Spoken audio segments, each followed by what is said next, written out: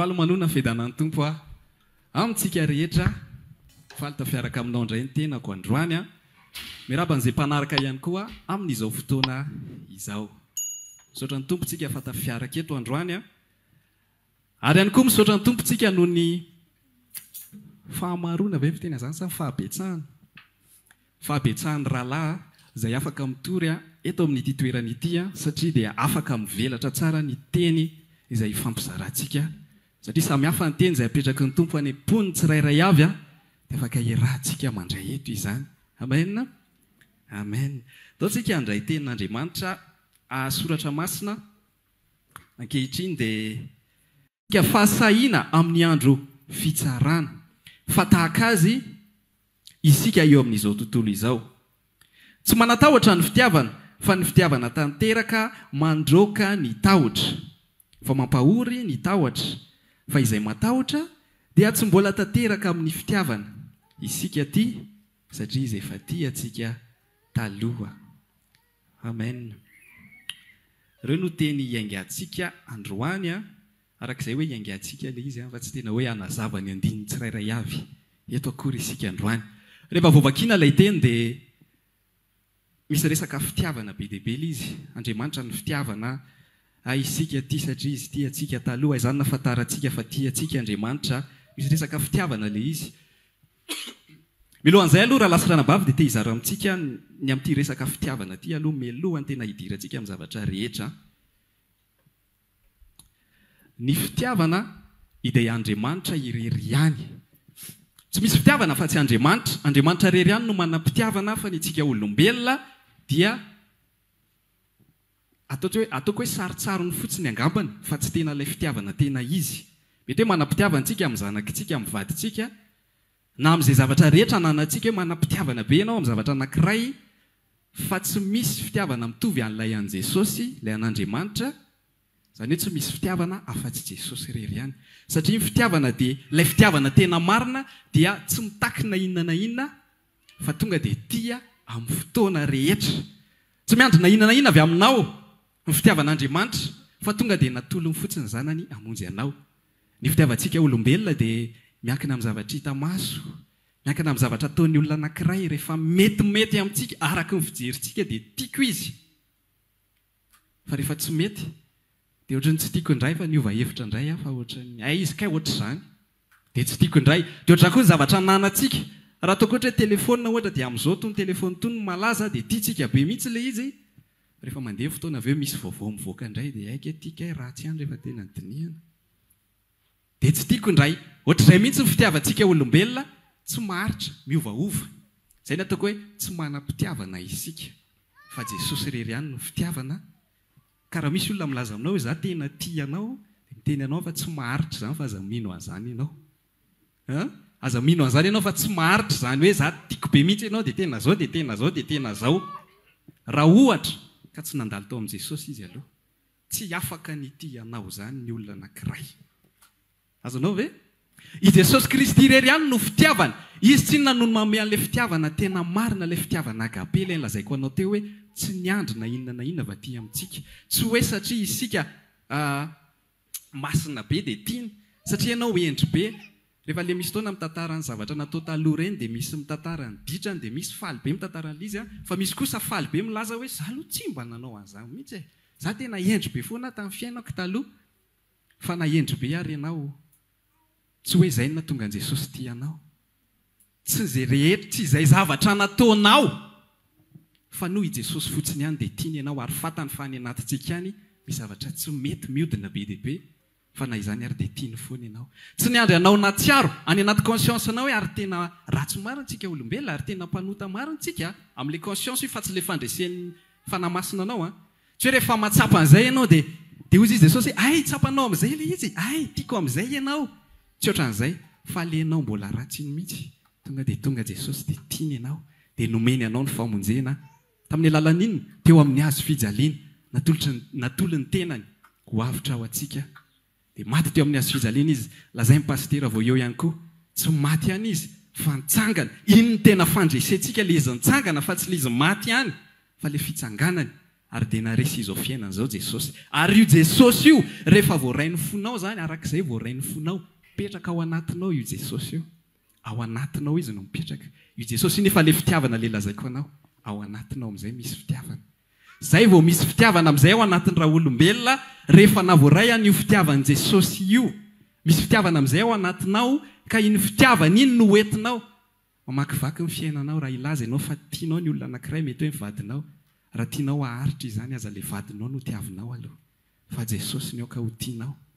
Aoka Jesosy no lehibe ao anatin'ny fonao dia manana hery ianao itian'io mandrakizay maharitra to dia fantatrao hoe hiaraka amin'io mandrakizay satria tsy mifototra ao amin'ny fitiavako, tsy mifototra amin'ny zavatra ataony fa noho ilay Jesosy atao anatiko, noho ilay fitiavana napetraka Jesosy atao anatiko dia manana hery ity an'ity olo ity na ity an'ity zanako ity. Ilay fitiavan'i Jesosy no aoka aloha lehibe ao am-ponao. Ary fitiavan'i Jesosy rehefa ao am-ponao raha io ny lehibe indrindra ao anatinao dia io koa manavaka ny tokony ho tiavinao sy ny tokony ho avoditrao.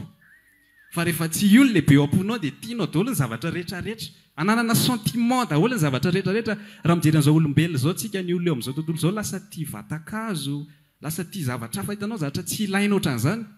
Zany no mameno ny fon'izy ireo satria tsy narain'ilay tena fitiavana izay hanoro antsika an'izay tena tokony ho tiavina aloha izay tsy iza fa Andriamanitra izay vao manodidina anao, izay vao niankona anao, izay vao isika rehetra reto. Ka mifehindra lasirana baby anatin'izay fanombohan'izay dia hoe efa misy fitiavan'Andriamanitra ao anatinao raha ianao na voaray fitiavan'i Kristy. Misy fitiavana ao anatinao ao. Ary izay manam-pitiavana dia tsy manatahotra hozy izy. Izay ilay vakintsika teo Amen. Dia ito isika ary ao anatin'izany. Isika zany rehefa navoaray fitiavan'i Kristy dia arak'izay fitiavan'i Kristy ao anatinao. Misy fitiavana ao anatinao. Ary ho toy an'izay dia isika ihany koa rehefa navoaray an'i Jesosy dia lasa olona afaka. Zay zany teboka faharoa olona afaka isika. Afaka amin'inona? Afaka amin'ny fiampangana rehetra izay ataon'ny olona fa indrindra izay ataon'ny devoly. Izay hitondrany devoly antsika hoe ianao olonay satria ianao mpanota dia miaraka very aminay. Tsy afaka manaonao an'izany intsony ny devoly rehefa tafapetraka ao anatinao Jesosy satria efa noafahan'i Jesosy ianao. Olona afaka tanteraka ianao, tsy misy fanamelohana izay eo amin'ny Kristy Jesosy, tsy misy afaka mepanganao fa afaka ny amin'ny fahotana ianao ary manana hery ihany koa ianao elana amin'ny fahotana satria azo hery ianareo amin'ny ilatsahan'ny fanahy hozy izy. Amin'ny fotoana iny ianao nilatsahan'ny fanahy, amin'ny fotoana ianao navoaray ny fitiavan'i Jesosy. Miara-tonga ireo navoaray ny fitiavan'i Jesosy olona afaka fa tsy hoe rehefa navoaray ny fitiavan'i Kristy aloha dia rehefa elaela mihitsy izay vao lasa olona afaka fa miara-tonga amin'ny fiainanao ireo sady navoaray fitiavan'i Kristy ianao tonga dia olona afaka raha teo ary andova amin'ny fiainana mandrakizay. Amen.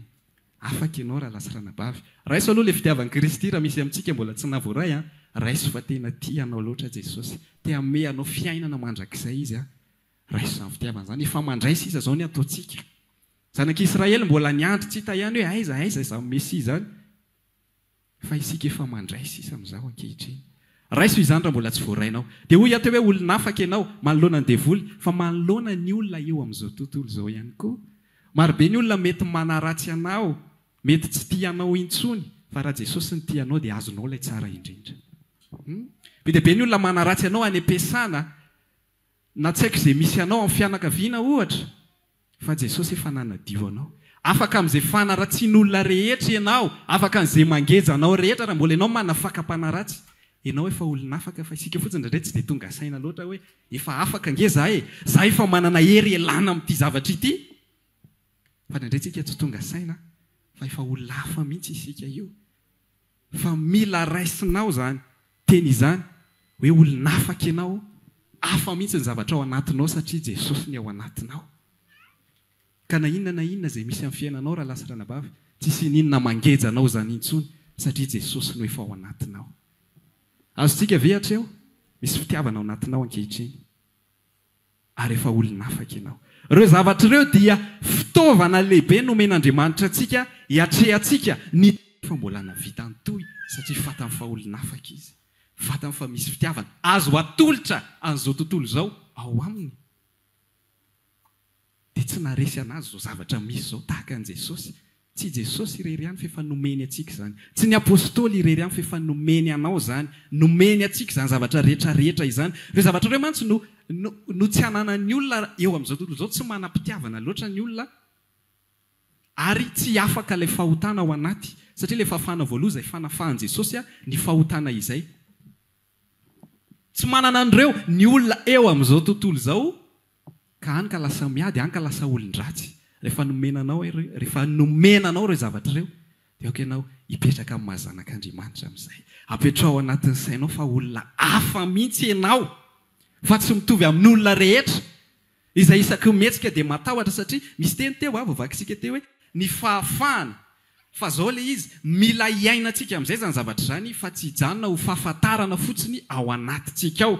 Hoe fantatra hoe zaho olona afaka, zaho manam-pitiavana atao anatiko, fa zay zany dia zaho ohatra ny olona rehetra eto amin'izao tontolo izao ihany, reraka ihany, matahotra ny zavatra misy,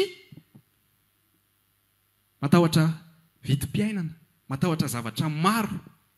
Ary io zavatra io rehefa nomeny tompo anao zany fanasitrana izany, misy toetra anao anatinao efa tokony hiova.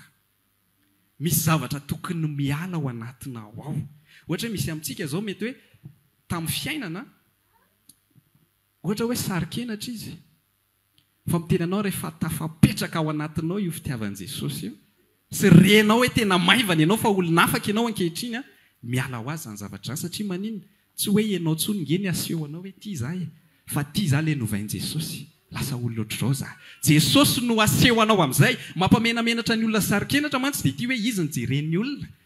Todika ety amina daholo ny olona dia tsy azoko ny haiko. Soa ihany aho fa ohatr'izay dia haiko tsara manazava an'izay fa ohatr'izany mihitsy ahako. Fa taty aoriana rehefa nahavoaray ny fitiavan'i Kristy dia misy apahana toetrantsika ny ala, fa izay apahana izay fa misy apahany anankiray mbola tsy afaka, fa izay apahana izay tamin'ny anahy mbola tsy afaka raha tsy tafapetraka tao anatiko tsara izay hoe zange tiany Jesosy.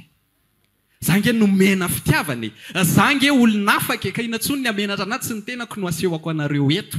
Efa lazaiko teto foana zany hoe raha za tsy hiakatra eto zany fa noho ny amin'i Jesosy dia miakatra eto ao anao. Atolotro ny tenako ho anao. Noho ny amin'ilay fahatsarany Jesosy dia hitanao hoe raha fianakaviana izao izay nahitanao dia gaga daholo hoe za ve dia za hiatrika olona satria mahafantatra anahy tsara ny olona hoe ohatry ny ahoana za taloha. Fa miteny anao tsy nisy ezaka na inona fa tonga saina. Fotsiny aho hoe zakay olona afaka, zakay zanak'Andriamanitra, zaho kay misy fitiavana be dia be ato anatiko izay tokony ho zaraiko dia afaka ho azy ny zavatra rehetrarehetra. Tiako fiainanao ihany koa zany. Samy manana zavatra ananantsika, ao anatin'izay misy amintsika mety hoe saritahotra ohatra na zavatra ohatr'izany matahotra an'izao fiainana izao. Raha ianao nahavoaray ny fitiavan'i Jesosy, ianao ho afaka ankehitriny. Fa olona afaka ianao. Misy fitiavana tokony atolotra amin'izao tontolo izao izay tsy hampatonga anao hiafina.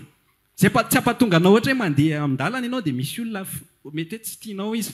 Olona fantatrao taloha mety mpiara-mianatra aminao dia rehefa hitanao dia aleo aloha za hiampita. Dia rehefa eny ampita dia mbola mody hijery eo amin'ny trottoir ihany aloha sao dia atsony. Aoka tsy ho ianao zany. Hitanareo le défaut antsika taloha reny. Rehefa hitan'ny olona reny dia manontany olona fa nanino iny? Nanino izy lasa niova? Dia noho ny amin'i Jesosy. Teny anao fa misy asa any anatin'ny fon'ny olona any. Mahita anao le niova. Mahita anao hoe tsy ohatr'izao taloha nefa niova. Fa inona problème antsika? Tsy iainantsika le teny nomeny Jesosy fa mijanona an'le fiainantsika taloha ihany isika dia tsy ho lasa vavolombelona mihitsy isika. Ndraindray tsika mieritreritra foana sady eto ihany koa dia mampirisika an'izany hoe torio filazantsara. Aoka tsika hanolotra ny tenantsika ho an'olona hafa dia mieritreritra foana tsika fitoriana teny le izy. Dia ozy izy ianao hoe za tsy mahay mitory teny, izay tsy manana anjara fitoriana. Fa za tena miteny antsika rehefa miteny an'izany foana io fitondran-tena sy changement fiovantoetra anao io hitany manodidina anao io fa aza fenimpenina le izy. Tsika mantsy indray mieritreritra hoe marina hoe Jesosy fialofana araka le hira teo hoe mihazona ny tananao ianao fialofako. Fa mifampiasaintsika an'izay fialofan'izay ohatra hoe za sarikenatra fa Jesosy tia anay dia hijanona aty ihany. Satria Jesosy fialofana dia mialika ato ambaniny aty ihany dia za hijanona amin'izao ihany. Tena fialofan'i Jesosy fa tsy ohatran'izay le izy fa tian'Andriamanitra olona afaka tanteraka tsy hatahotra an'izao fiainana izao ianao, tsy hatahotra olombelona. Izay ny zavatra tian'i Jesosy hiaviana rehefa milaza izy hoe ato amiko ianao no mialika, izany fialofana hoy Jehovah. Tsy resaka fiafokafonana hoe za tsy hiova amin'ity toetraka ity fa za ato ihany fa soa Jesosy fa tia anahy dia izy miaro anahy foana, hiaro anao foana izy fa ianao koa mila mitombo amin'izay. Mila ho vavolombelona amin'izay ianao. Maro be ny zavatra efa niresantsika teto tamin'iny taona iny hoe aoka ho tarihan'ny fanahy, aoka ho fen'ny fanahy manana fifandraisana amin'Andriamanitra. Izany hoe tsy hoe manala an'izay resaka izay za fa ataoko hoe fa manao an'izay fifandraisana amin'Andriamanitra izay ianao dia toy an'izay zavatra teneniko izay. Toy an'ilay fifandraisana amin'Andriamanitra dia mila iainanao amin'izay ilay izy. Satria ny ankamaroantsika ho te hijanona amin'izao confort izao. Eto mety. Za raha misy an' Jesosy eo fialofana, hiafina ao ambadika Jesosy. Misy amintsika ihany koa mbola manana toetra mety hoe mandaingalainga amin'ny fiainana. Mety tsy eto amintsika ianao no mandainga fa mety any amin'ny fianakavianao na any am-piasananao. Raha lasy ranabavy, mandeha any ianao amin'ny famarinana. Sy trano mifonao, efa olona afaka ianao, manam-pitiavana ianao. Ny olona manam-pitiavana izany arak'ilay teny teo tsy matahotra, sy trano amin'izay ny fonao. Aza mandainga intsony ianao. Zao mantsy zavatra misy. Indraindray tsika manao défaut any amin'izay misy atsika any am-piasana ohatra. Na ao amin'ny fianakaviana na tsy fantako izay toerana misy anao eny mety hoe atao am-piangonana ihany koa ohatra. Dia rehefa manao an'io isika dia tsy te ho bedy, sao dia voaroaka, sao dia izany tratra farany eto, dia iny amin'izay ianao fa handainga. Dia afaka tokoa ianao tsy voaroaka, tsy bedy dia soa ihany. Eny Jesosy mamela helika isatra gondra, misaotra an' Jesosy. Izany efa tena te hiteny anao Jesosy te hiasa amin'ny fiainanao. Jesosy te hampiasa anao. Fa bloquenao ilay izy amin'ny alalan'izany zavatra izany. Mety ao amin'ilay défaut nataonao iny mihitsy. Jesosy ny te hampiasa anao hoe tsy nilefitra ianao fa nitsotra hoe izany nanao an'io patron. Izany nanao an'io fa tsy fananiko ilay izy na hoe fananiko ilay izy fa nianjera ilay zavatra. Dia hoy izy ianao hoe dia voaroaka avy eo, aoka ianao atoky ny tompo fa ianao nanao ny marina noho ny amin'i Jesosy. Azonao ve zavatra tiako tenenina? Jesosy te hampiasa antsika amin'ny zavatra be dia be, enina mety fadisoana izay nandehanantsika ary. Fa maro be amintsika olombelona tsy te hanaiky diso izany mihitsy dia miala bala foana, miala pa foana. Tsy hizafa ihany. Fa maninona izany tonga dia eritreretinareo nefa tena izy ilay izy. Ao anatin'iny ange Jesosy ny te hampiasa. Ary sady ianao aloha vaova voaloha anatin'iny, hitanao ny asan'i Jesosy satria ianao tsy nandainga ohatra. Hitanao hoe nanasitrana anao Jesosy ary nisy lalana noentin'i Jesosy tao amin'ilay nitsotra ny fahamarinana. Mila iainanao izany zavatra izany ankehitriny. Mila iainanao izany. Isika tokony ho vavolombelona amin'ny rehetra rehetra. Isika koa te hanafina an'ilay hoe ao amin'i Jesosy tsisy fahadisoana izany. Misy fahadisoana ka diso be tsika raha mieritreritra hoe tsisy fahadisoana izany. Misy fahotantsika eo anatrehan'i Jesosy. Misy fahadisoantsika eo anatrehan'ny olona. Tsy hoe hanao fanahiniana akory sanatrihan'izany. Fa misy fahadisoana. Ohatran'ilay nanekenao amin'izay fa mpanoty ianao anatrehan'i Jesosy. Ekeo izay lalana misy anao. Ekeo izay zavatra nataonao. Assumeo izay zavatra nataonao hoe ianao nanao an'io dia ekeo hoe izany nanao an'ity. Tianao hiasa eo amin'ny fiainanao Jesosy. Mandehana araka ny tokony ho izy. Izany zavatra resahako izany tsy hoe raha vao mandainga izany hono dia very indray tsy mifamatitra amin'ny famonjena mihitsy izany zavatra resahako anao izany. Efa voavonjy foana ianao. Aoka aloha izay hazava. Sao dia very any amin'ny elo ny zanaka kapohan'i Jesosy hono tsy izay ilay izy. Fa isan'andro misy antony namonjena antsika, amonjena ny hafa ihany koa. Fa ianao mety tsy ho mpitory teny, mety tsy hanam-potoana ianao hitoriana teny lava isan'andro.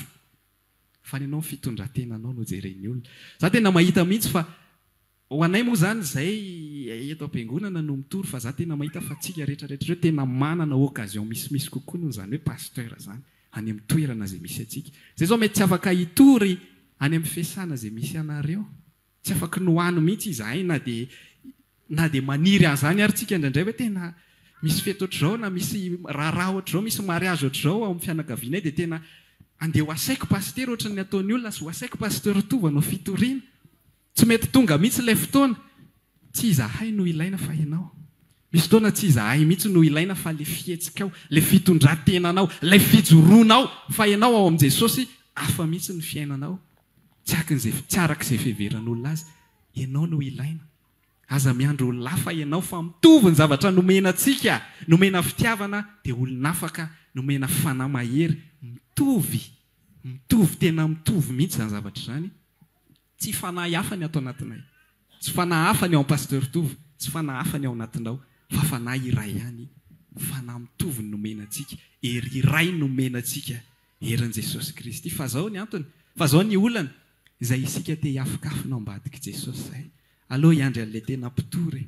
Aleo hiandry an'ilay tena mahay. Za tsy mahay. Za zao mbola nanao an'izao taloha dia fantatr'ireo fa nanao an'izao taloha dia za ve dia hitory amin'izareo indray. Za ve dia hanao fihetsika mba tsaratsara kokoa indray. Zao tontolo izao tena variana rehefa hoe ratsy ny fahitany anao taloha dia lasa tsara ianao ankehitriny tena mitsiriritra mihitsy izy hoe fa ahoana ny nataonao fa na tsy teny aminao ary izy fantaran'zareo ihany miresaka hoe ary ihany iny ny ovabe a fa naninona ary izy iny na ianao ary ve tsy efa nisy nanao an'izany tao amin'ny fianakaviana vao nanomboka tena nivavaka vao nanomboka tena tonga teto hoe aranina tena ny ovabe tsy niaina an'izany daholo tsika niaina an'izany isika fa mila tohizany izany zavatra izany mila hoentina any amin'olona hafa indray fa tsy hoe ny olona ao an-trano ihany no omentsika an'izany zavatra izany misy amintsika ihany koa raha lasa ranambavy tsy matoky tena mety mihitsy izany fa zakivy ianao mety mihitsy izany aza matoky tena izany fa Jesosy itokiana zavatra tiako tenenina antsika ny zavatra mahatonga antsika komplexena misy barrière zay a arak'ilay fanteneniko teo ihany a isika mieritreritra hoe isika no présentena amin'olona dia fantatrao ny ao anatinao hoe zany efa tsy mahay an'izao zany efa ohatran'izao zany efa ohatran'izao ie zany mihitsy isika fa averiko tsy isika no présentena amin'izao tontolo izao fa Jesosy menatra noho ny amin'i Jesosy ve ianao menatra noho ny amin'ny zavatra nataon'i Jesosy ho anao ve ianao hafahafa zany a raha menatra ianao hoe zany omeny Jesosy ihany ny fanjakany za afaka andova lanitra dia menatra ve ianao ny amin'izany zavatra izany misy teny Jesosy zay fa iny moa tsy tena hoe ho antsika loatra fa raha menatra amin'ny fisiny ianao a dia izy koa menatra anao mba teny atsipoko any amin'ny eritreretintsika fotsiny izany fa ianao mila olona afaka misy amintsika rehefa navoaran'ny fitiavan'i Kristy dia afaka izany rehetrarehetra izany fa misy amintsika mila resahana ohatran'izay le izy mila midina ifotony tahaka izany mihitsy hoe amin'ilay détail kely mpiainantsika ireny nge misy zavatra tokony ialany fa tsy antehatra amin'ny fahasoavana isika hoe eo ny fahasoavana dia izay ataoko any rangaha mety daholo a ary tsara be mihitsy le ao amin'ny pasteur tovo ao a tsy dia misy resaka izany hoe mangataka famelan-keloka Jesosy tsy dia misy an'izay loatra ao a tsy manao an'izany tsika fa tsy dia misy resaka an'izay loatra ao dia ay satria ay azoko be mihitsy le fahasoavana noho n'izay hoe tsy mangataka famelan-keloka izay a mety iny rangaha sady ny olona iny koa nge tsy pino e tsy maninona nandainga taminy ary olona tsy eo amin'ny fanjakany lanitra iny tena anao a tsy mety izany zavatra izany averiko aloha tsy mifamatitra amin'ny famonjena ao zany fa Jesosy te hampiasa anao fa aza blokena le izy aza blokenao ty zavatra anankiray ty amin'izay zavatra mahazo antsika rehetrarehetra marobe amintsika no jorovavolombelona hoe tsara be ity ankohonana ity ato ny tena fianakaviako mitovy amin'ny zavatra tsapako ny zavatra tsapany ary tena mahafinaritra be izareo tonga dia samy manam-pitiavana ao anaty efa ny teny an'izay daholo tsika angamba na tsy eto ary fa ny ankohonana ny ivelana na any amin'ny faritra na any an-dafy manana izay daholo fa fantako a na dia mbola tsy tena nisy ny resaka tamiko ary ny sasany a valy be a noho ny amin'ity ankohonana ity tsara be mihitsy izany zavatra izany ary rehefa manana izay isika dia laza hoe ohatra ny aleoko kokoa amin'ny ankohonanao am-piangonana tsy ho izay ao amin'le fianakaviana le nipoirana nanao an'izay daholo tsika rehetrarehetra ireo hoe tsara kokoa le ao am-piangonana satria tena miara-mihinana sakafo-panahy samy tia an'le sakafo tiana samy tsy miayay an'izao fiainana izao a samy manana ny fanahy Kristy a fa le ao amin'ny fianakaviana ao a ohatra ny hafa be ny fisainan'zareo tsy alaizintsony a rehefa any nanao an'izay daholo tsika za koa nanao an'izay mety misy mahita zao za eto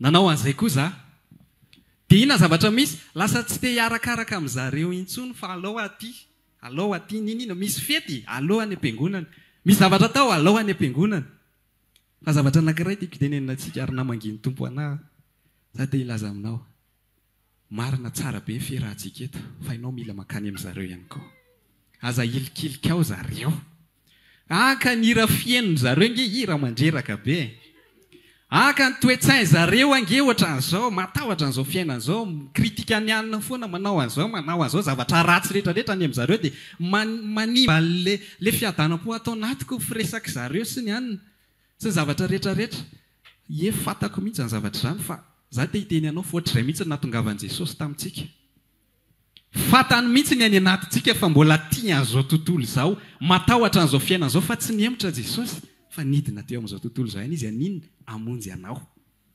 tamin'ny herintsika nresaka hoe isika amin'ny fahazavana dia Jesosy manana misy an'ilay fahazavana atao amintsika dia tsy ataontsika atao ambanin'ity estrady ity ozy isy pastera fa ilay fahazavana koa tsy atao hiaraka eto daholo dia any maizina fa ilay fahazavanao mandrehatra amin'ny fianakavianao ilay fahazavanao aminao hoentinao any amin'izy ireo. Misy zavatra be dia be tsara be vao raintsika eto a, dia mahafinaritra le izy tena azoko hoe eto rangatsika mahafinaritra be, fa reny zavatra voarainao reny a, mila hoentinao any amin'ny hafa.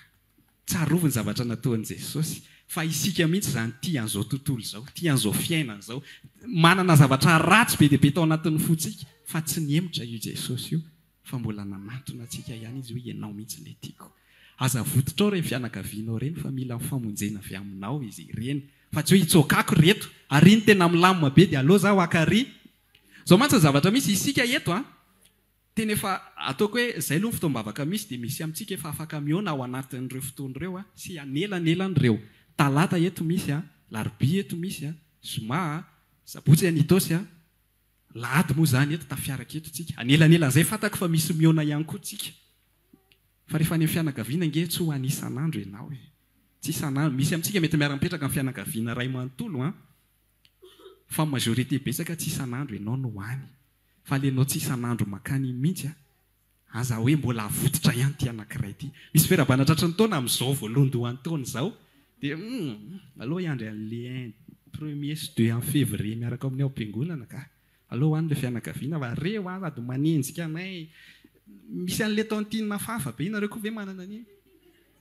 Manana an'iny daholo na taontao a, dia natray koa tsika izay sahirakirana no irana. Na mividy jus aloha, na firy taona ianao na firy taona raha ianao sahirakirana indrindra dia iny ianao irana. Manana an'izany daholo tsika rehetrarehetra. Ao aminay koa misy. Tovy mihitsy ny fiainantsika. Fa zao raha lasirana-bavy, arao zany zavatra rehetrarehetra zany. Ndana mankany amin'izy ireo, tsy hoe tongany ianao dia tonga dia zao a fitoriten zao. Ajanony daholo zavatra sotroinareo io, hitory androany. Tsy izay ilay izy. Fa isika mantsy rehefa makany amin'izao, dia ilay milonjolonjona maika hody ireny. Firy ary vao mody. Dia hitan'olona hoe malomaloka be. Tsy izay ny zavatra tokony ho hitan'zareo, fa ianao olona afaka ary ianao manana fitiavana omenan'izy ireo. Azonao ve zany? Mety tsy izy rehetra nge no voavonjy e. Fa misy ao mila anao. Matoa ianao ny vonjena atao amin'ny fianakaviana izay misy anao. Misy zavatra ilain'i Jesosy ao avy aminao. Aza miandro hoe rovina ary vao misy manambady atao aminay dia atsoina ty pasteur Tofo. Rovina vao misy fahoriana atao aminay dia atsoina ty pasteur. Fa ianao mihitsy ny ilain'ny fianakavianao io ianao. Aza mieritreritra olona hafa zany fa ianao. Aza hitsokana ireo fianakaviana ireo. Arak'izay tenak'izay tsy isan'andro ianao no hany. Aoka ho hitan'zareo ny fiadanam-ponao. Na iran'zareo ary ianao. Dia hozy izy ianao eo. Misy fifaliana, misy tsikitsika eny aminao satria ianao olona afaka. Hitsiriritra amin'izay izy fa ianao ty moa maninona ny ohatran'izao, ianao nge efa nofosainay foana ianao nataonay an'izao dia maninona mbola tonga ty ihany. Hafa mihitsy ny fiainako amin'i Jesosy. Hitsiriritra an'izany Jesosy zany izy fa iza le Jesosy. Ary zao mantsy ny olana, ireo fianakavian'ireo avy eo hitarika antsika hanao zavatra tsy mety amintsika ohatra. Fa isika tsy mijoro tao mihitsy hoe mpivavaka, dia mbola hosintominy ihany ianao. Ianao tsy fantatry zareo hoe efa tena ao anatin'ny fivavahana tena mafana tsara mihitsy, fa zareo tsy malala dia tsy maintsy ho avy ihany ny invitation rehefa ho avy ny famadihana. Fa rehefa fantatry zareo ianao hoe olona miorina na izy ary tsy satsony anatiny anao. Fantany hoe mivavaka ity olona ity. Mafana fo amin'ny fivavahany reto. Izay teneko hoe isika no bloqué an'ilay zavatra tian'Andriamanitra tao amin'ny fiainantsika. Tonga dia hitsokany zareo dia izy koa atsovo fa reny efa mietretry ny tsy levina atao amintsika ve reny sa ahoana? Atsovindray aloha. Atsovindray aloha fa inona ary ny mahatonga an'ireny tsy mankaty mihitsy. Fa aoka ho fantany hoe maninona ianao tsy makany. Satria efa tsy mitovitsionnareo. Ahoana ny fomba itenenanao an'izany hitan'ny fiainanao. Misy taontaonay anankiray izay tena mpisotro be mihitsy izy dia tamin'ny fotoana hoe fantany hoe mivavaka. Ohatra mbola tsy pasteur tamin'izany. Na tsy tadidiko intsony dia izy zany no tena misotro be amin'ilay fianakaviana. Dia sasany tsy dia misotro dia rehefa raikitra ohatra hoe misakafo ato dia izy eo velany no mihinana satria matahotra an'ilay atao anatiny. Dia tamin'ny fotoana iny avy mivoaka dia izany natahorany indrindra. Se mpivavaka be, za ry se mbola ohatra zao, za mbola zao, za mbola zao. Fa mipetraka niaraka taminy any inambary. Dia niresaka taminy. Fantako fa fantatrao hoe mpivavaka ahako. Fantako koa zavatra sotroinao. Dia niresaka teo izay na dia mamo ary ilay olona tsy maintsy tsaroana eny teo ah. rehefa nandeha ny fotoana aveo dia tsarony any resaka taminy hoe tsy nanilikilika tsy izany tsara be fa za mana fitiavan' Jesosy tsy zany enjana be fa za olona afaka tsy mampaninina anazy ny zavatra antsika mantsy hoe ka rio tena mpisotro toka be tsy azoko mihitsy ny haiko milanao reny olona reny milanao reny tonton na cousin na cousine reny milanao izy ireny fa azy itsokana ary rehefa makany ianao dia zay nitenenako azy fa tsy positivisme natao antsika le onde positive anao no hoentinao any fa tsy ny zareo ny afindro aminao reraka be ianao raha zay hoe izy manana no resin'izao fiainan'izao dia iny koa ianao tena marina mihitsy ake tena miakatra mihitsy vity-pe dia eny aky tsy tokony izay ny ataontsika fa hoe tena miakatra fa matoky an' Jesosy foana amin'ny zavatra rehetrarehetra izay fietsika eo izay lena ny olona fa izy zany Jesosy zany anareo atao miadana be za tena te hitenanao raha ampiasainao io resaka fitiavana io zao mantsy le izy aiza moa le teny teo mbola tsy tanteraka amin'ny fitiavana ao izy ndasy jereka kely vetivety 17 izany no hatanterahany fitiavana amintsika mba hananantsika fasahiana amin'ny andro fitsarana fa tahaka azy isika eo amin'izao tontolo izao tahaka an' Jesosy teo amin'izao tontolo izao isika tsy manatahotra ny fitiavana fa ny fitiavana tanteraka mandroaka ny tahotra misy zavatra anankiroa io fitiavana io ny anankiray ny ampatonga ny fitiavana io tanteraka ny anatinao dia lenao tsara fifandraisana amin'Andriamanitra dia tsapanao tsara fa tena lafo vidy ny fidianan'Andriamanitra anao lafo vidy ny fidianan'i Jesosy ianao teo amin'ny hazo fijaliana dia raikitra ao am-ponao hoe tena tia anà Jesosy dia misy fitiavana lehibe ao anatinao fa ny anankiray ampatanteraka an'io dia mila zarainao le izy zany hoe mila mihetsika ianao fa tsy hoe manana fotsiny dia mijanona eto dia izay zany fa rehefa manomboka mizara fitiavana ianao ohatra antsika teto ihany nanomboka nysovra tamin'ny anankiray ianao dia nanomboka renao koa ny tany aminy dia nanomboka amin'toy dia lasa metianao mitombo amin'ny fitiavana ianao afaka ataonao any amin'izao tontolo izao zany zavatra izany afaka ataonao amin'ny fianakavianao ireo izany zavatra izany ozy izy anao hoe sarotra be zany tsisy an'izany za ve dia manana an'izany atao anatiko dia merina te hilazanao ty tantara izay fanresahako teto ty ho an'ilay lehilahy tratra ny le paralysé iny taitsika tsy le toroteny fa izay tantara izay dia ozy izy Jesosy hoe mitsangana ozy izy dia batao ifandrinanao dia inona ny zavatra nataony mitsangana tokoa izy dia mibatain'le izy tahaka an'izay mihitsy ny zavatra tenen'i Jesosy atsika misy fitiavana ao anatinao dia olona afaka ianao raha ny zanaka manafaka dia ho afaka tokoa ianao ka Jesosy nefa nanafaka anao dia afaka tokoa ianao dia zavatra tenen'i Jesosy hoe mitsangana ozy izy dia batao amin'izay dia mibatainy fa isika olona afaka ianao tsy bataintsika le izy iny olona iny zany raha ohatra izy ka niteny hoe aiza kosa Jesosy aty foana nge nitondra anaty eto nandritra ny andro za ve dia azakany io za ndray ve no hibatany io nefa izy efa sitrana fa izy tsy nino an'le tenin'Andriamanitra afaka nanao an'izay izy iny fa tonga dia fianarana ao antsika rehefa Jesosy miteny inoy fotsiny fefa ao aminao le fahasitranana rehefa Jesosy miteny fa ao aminao le fitiavana misy fitiavanao fa ampiasao rehefa miteny Jesosy hoe olona afaka ianao isika zany tsy tonga saina mihitsy amin'io zavatra io fa te hiafokafona araka le niteneniko teo fa to dia nanaraka ilay olona hoe oke ary tahaka amin'ny Petera ihany ataovy avato le arato izy Jesosy zany hoe somary trouble izy saiki tsy anao izy fa nanaraka ny teny izy dia nahita zavatra tao rehefa nomena anao ny zavatra anankiray dia mino ianao dia mipase à l'action tsy nijanona teo amin'ny finoana fotsiny le olona le nararo io fa tena hoe oke ary hitsangana dia bataiko fa tsy hoe oke mino aho fa sitrana fa hoeto ihany ary zareo bateo amin'ity ihany aloha fa sitrana zany ohatr'izay mantsy le ataontsika miafokafona io ao anatintsika ny hery fa aloha iantso olona hafa matanjatanjaka ihany aloha hibatana eto ambon'ity zavatra ity fa to dia mitsangana ianao dia batao mitsangana ianao fa misy fitiavana ho zaraina amin'ireo fianakavianao reo mpiara-miasa aminao manenjika anao isan'andro ireo fa tsy hoe valiko koa rehefa manao anahy reto mantsy any am-piangonana ozy ny olona hoe mahafinaritra fa aty tsisy an'izany tsy miraharaha zany ataoko any reto raha mety hoe mpiara-mianatra aminao raha mbola mianatra ianao ataoko any reto faka ianao vavy olombelona naiza misy anao fa mila toritsika amin'izao tontolo izao ity Jesosy ity izay endrika anankiray izay ny tena hitako raha zany no mijery izay ny tena tsotra indrindra no fitoriana le isika any amin'ireo toerana marobe izay mety tsy ho tratra ampitoroteny izany mihitsy ny any an-tokantranonao, ny any amin'ny fianakavianao, ny any am-piasananao fa ianao mihitsy no ilaina. Zazavatra zany akory tsy midika hoe rehefa ho any amin'ny fianakaviana zany ianao dia tonga dia zay ataonao mavesatra ny anatinao hoe zay zany ho zesy pastera, zay zany ho ny atao fa andeha zany dia makany. Tsy resaka zay le tiako tenenanao hoe tonga dia mandehana, fa isika mihitsy tian'Andriamanitra kasihana ny ao anatintsika hoe le intention mihitsy mila kasihana hoe tsy hiafokafona dia ataonao vonona fotsiny ao anatiny hoe tsy hiafina amin'irety fianakaviako reto aho zany dia tonga foana amin'ny fotoana avy eo. Fa tsy ianao tonga dia zay zany ndao zany atao an'izay fa zay fa zaho no mibloqué an'ilay asan'Andriamanitra raha vao tsy manao an'ilay izy aza raisinao tahak'izay. Fa le fonao mbola bloquénao hoe misy amintsika mantsy tsy nietrehitra hiala amin'izay façon zay ny tena marina. Tsy ala amin'izay tsony fa tena tonga dia ny fiangonana ny fiainako na dia menacen zareo ary hoe fiangonanao nga andevonanao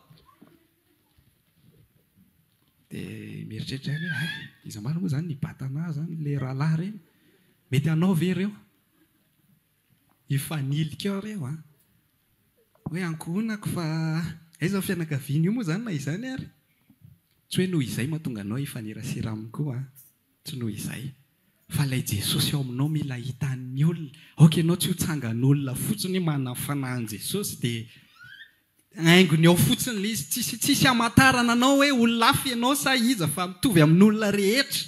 Tsy tokony ho izay ianao satria ianao olona afaka. Eto tsika dia mandray fa ny ivelany ianao dia mizara. Fa tsy hoe andeha handray foana isaky ny lahady dia tsy hoe handray fanasan'ny tompo hoe handray teny avy amin'ny tompo isaky ny lahady dia fiainana andavanandro ohatran'izao tontolo izany. Afaka manao an'izay tsika dia ho hitanao hoe reraka be ianao anatinao. Fa ianao mila mizara. Aza forsena be ilay izy aloha fa ny sainao fotsiny ao ka ho tonga saina hoe zaka olona afaka, zaka manana fitiavana Kristy. Mila mitsoaka lava amin'irety fianakaviany reto fa aleo ho fantany hoe ohatran'izay ianao. Olona ao amin'i Jesosy ianao, olona manam-piadana ianao, olona manam-pitiavana ianao. Rehefa manomboka mefatana izany tsy hanadalanao tsony izy amin'izay revireviny zareo ihany fa mety ianao mihitsy retero za andeha mihitsy satria misy zavatra hozaraiko anareo, misy zavatra ho asehoko anareo. Jesosy tsy natahotra an'izao tontolo izao ary tsy nisafidy an'izay mba tsaratsara izy hoe le fariseo zany ratsy ilay zareo fa tsy hoe nanao an'izao Jesosy hoe reto mba efa malalalala n'ilay tenin'Andriamanitra dia aleo reto ny karakaraina. Fa tena nakaty amintsika ilay tsy malala na inona ary tsy tokony ho mpandova mihitsy ary Jesosy. Aty amintsika ataoko hoe ilay tena ratsy indrindra Jesosy ny nandeha fa tsy niemotra. Aoka izany hipetraka ao anatin'ny fonao, tsy isan'andro ianao no hany. Fa mety indray mandeha na indroa ao anatin'ny taona. Aoka ianao vavolombelona naiza misy anao misy an'ilay teny iny koa mantsy. Ato amin'ity Jaona toko fa 7:10 le vavaka nataon'i Jesosy ho an'ny apôstôly. Dia ozy izy hoe izao tsy mangataka anao hampiala azy amin'izao tontolo izao ozy izy. Fa mba hiaro azy ianao amin'ny ratsy. Tsy namana izao tontolo izao izy tahaka ahy tsy naman'izao tontolo izao. Manamasina azy amin'ny fahamarinana fa ny tenao fahamarinana. Tahaka ny nanirahanao ahy ho amin'izao tontolo izao no mba nanirahanao azy koa amin'izao tontolo izao. Ary ho an'ny reto no hanomasinako ny tenako mba hanamasinana ny fahamarinanao. Dia eo amin'izay ilay izy nefa tsy ho an'ny reto ihany, tsy ho an'ny apôstôly ihany, fa ho an'izay mino ako izy raha ianao ilay mino an'Andriamanitra. Tsy ny analanao amin'izao tontolo izao ny tanjon'Andriamanitra ka hoe hiala amin'ny manodidina anao ianao satria misy tena mandray atendro matsy izy io. Dia hoe mipiara-miasa aminay tsisy mivavaka, za tsy te ho ato tsony. Fianakavianay tsisy mivavaka, za tsy te ho ato tsony. Tsy ny analanao ao ange ny tanjon'Andriamanitra fa niaro anao amin'ny ratsy. Rehefa mandeha ianao, rehefa manolo teny ianao hoe ity za Jesosy amin'ny fotoana inona no ampiasainao ao amin'ny fianakaviana naiza fa tsy hoe any amintsika mantsy vonina be raha hoe asiana fitoriana filazantsara dia andeha dia any amin'ilay olona tsy fantatra ireny dia mitory. Fa le ao fianakaviana mantsy aleo olona hafa Jesosy, aleo olona hafa fa reo koa zany nalala ny ditrako taloha reo koa nafantatra an'izao dia hoe za ndray ve nitory. Izay mihitsy ny tena akasika anazy ka izay ianao taloha izay nefa niova. Maro be ny olona tena hoe fa naninona reo izay mihitsy ny tena malina ny olona raha lasa rano. Ohatran'izany koa nge Paoly tao amin'ny mpianatra fariseo izy mihitsy no mivadika. Tsy hoe bon anao tena hiala lavitra eto amin'ny tanàna izay nahitana fa mpianatra fa andao aiza re zany ny tanàna tsisy alalana hoe fariseo za taloha mpianatra fariseo za taloha fa teo ihany izy nitody niteny hoe noho ny amin'i Jesosy dia lasa ohatr'izao indray za fa hatramin'izao na tsika ary mbola voakasika noho ny amin'ny zavatra nataon'ny Paoly misy impact be le changement anao io aza mijery ny talohanao ianao fa Jesosy efa nanafaka an'izany amen olonafaka ianao aoka ianao ho sa manomboka androany hiatrika ny titony ity satria misy fitiavana ao anatinao mety hisy occasion be dia be ionanao amin'ireo fianakavianao ireo amin'ny titony ity tsy fantako a fa aza lavina foana mitovintsika ho a samy nandà foana za tsy andeha za tsy ianao an'izao satria koa tsika mataona hoe ay raha lasany amin'ilay famadihana zany dia tena mpahanota Jesosy ava tonga aty ihany a raha ianao ilay vehivavy tsy maintsy manaraka ny vadinao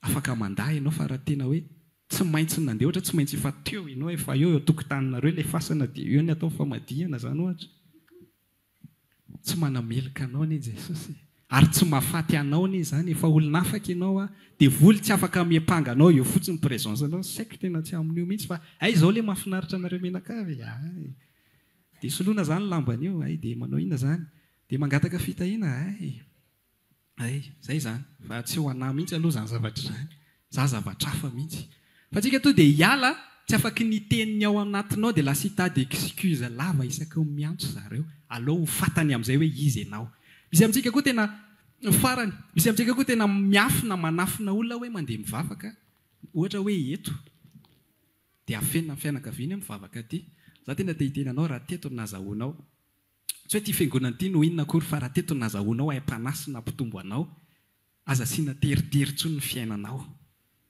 raha vao fantatr'ireo aho hoe mivavaka any dia miady izahay raha vao fantatra raha nanao zao Jesosy raha vao miteny ao hoe zanak'Andriamanitra dia ombohan'ireo amin'ny hazo fijaliana raha eritrereto hoe raha zay nataon'i Jesosy dia tsisy voavonjy isika tsika indraindray mieritreritra ao amin'ilay milamina be rangaha dia to mikomoramora reo andeha hivavaka any aveo rehefa miandry an'izay fotoana zay tsy ho avy mihitsy le izy fa ny andrasan'i Jesosy izy zareo tezitra aminao mihitsy ny andrasan'i Jesosy fa ianao miandry an'ilay izy milamina be iny fa zay tadidinao raha ohatra ka hozy Jesosy hoe raha miteny ao hoe za no izy hatray za le mpanjaka ny Jiosy za le zao ombohan'ireo amin'ny hazo fijaliana maty Andriamanitra tena hoana ny ataoko fa tsy niemitra izy satria taony nazahoantsika famonjena ao anatin'ilay olana iny ahafahanao mamonjy olona aoka izany no tsaroanao manomboka androany misy amintsika mety tsy manana an'ireo toetra ireo ohatra hoe menamenatra mandainga sy ny zavatra rehetrarehetra hoe naturel aminao ianao efa olona sasa be foana hatr'izay fa za tenanao hoe manomboka androany mety efa nanao an'izay ianao fa manomboka androany aoka amin'ny fahasahianao noho ny amin'ilay fitiavana fa tsy noho ny amin'ilay toetranao satria ilay toetrantsika iny misy fisesehoany iny so mantsy dia misy hoe ay tsy za le menatra tsy za le mandainga tsy ho anazy ny resaka izany fa rehefa tsy ianao ilay izy aza ataonao ho antenanao zany fa noho ny amin'i Jesosy noho ny amin'ilay fitiavana nomenanao noho ny amin'ilay anao olonafaka zay amin'izay tsy ilaina ny toetrantsika za aloha tonga dia hiteny zay tsy ilaina ny toetra tsaranao na ny toetra ratsinao fa Jesosy no ilaina hitan'ny olona donc raha manana zavatra heverinao fa tsara ianao any anatinao any nda ho hamarintsika kely noho ny amin'i Jesosy ve ty sa za mihitsy ny efa amin'ilay rangaha za mihitsy ny efa ohatr'izao dia ampiasaiko ny anahy iny fa na izany ary ianao na ianao ary ilay tsy sarikenatra na ianao ary ilay tsy mandainga dia aoka tsy ny conscience anao fotsiny hoe satria raha tsy ny mandainga eo amin'ny fiarahamonina fa teny hoe noho ny amin'i Jesosy tsy andainga amboary mihitsy ny zavatra rehetrarehetra any anatin'ny saintsika ihany fa Jesosy te hampiasa anao misy antony namonjena an'i Jesosy ianao dia raha iandry eto ianao hoe roviana ny toriteny mety tsy hisy mihitsy izany fa fietsika anao anankiray fotsiny manova olona maro amen sotra ny tompontsika any amin'ny teny izay no entiny ho antsika rehetra arak'izay teneko izay hoe ho antsika rehetra tsy hoe izay mitoriteny dia izay zany ny fietsikaina ny fitondrantenanay tsy atao manaraka an'izay tokony ho izy fa zay raha teo ary ny tena jeren'ny olona dia binao fa ifampitondram-bavaka isika hifanohana ao anatin'izany rehetra izany dia ndao tsika hitsangana dia hivavaka hoe te ho vavolombelona Jesosy amin'ny fotoana rehetra ary tika ihany koa mba ho vavolombelona ty olona eto akaikiko ity amin'ny fotoana rehetra ny hirintsika teo hoe tsy toy ny taloha fa ndao tsy ataontsika hira fotsiny izany fa tena olona vaovao olona hafa mihitsy ianao mety efely ianao navoaran'ny fitiavan'i Kristy fa androany ianao vao tena décidé hoe te ho lafa mihitsy a Jesosy mbola mety zany tsy tary ianao. Mety ianao le niandro fotoana foana fotoana tena hoe eto ny tena mety indrindra nefa tsy mety tonga le izy. Ataovy ao anatin'ny fonao fotsiny hoe te olom-baovao a Jesosy ho ampiasainao. Tiako hiainana le fahafahana nomenao anahy. Tiako avoaka ilay fitiavana ilay atao anatiko ato Jesosy. Zany atao vavaka kehitriny te olom-baovao a Jesosy amin'ity taona ity. Tiako ao ampiasainao misimisy kokoa amin'ity taona ity indray. Mba tsy handray teny eto foana no ho ataoko raharaha. Atao vavaka mihitsy zany. Reradreraky ny fiainana any dia andray toriteny ao am-piangonana. Normal be raha reraka satria tsy miasa ao amin'i Jesosy, tsy manolo tena ao an'i Jesosy, fa indrindra tsy miaina an'ilay fiainam-baovao omeny Jesosy atsika. Normal be raha reraka. Fa hoy Jesosy hoe ny ankoanko dia manao sitrapony izay naniraka ahy.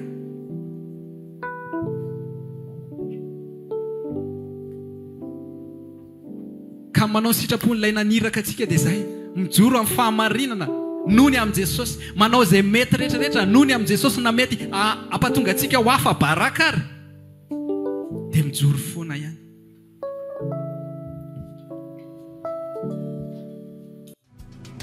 Raha maniry ary mavaka aminay ianao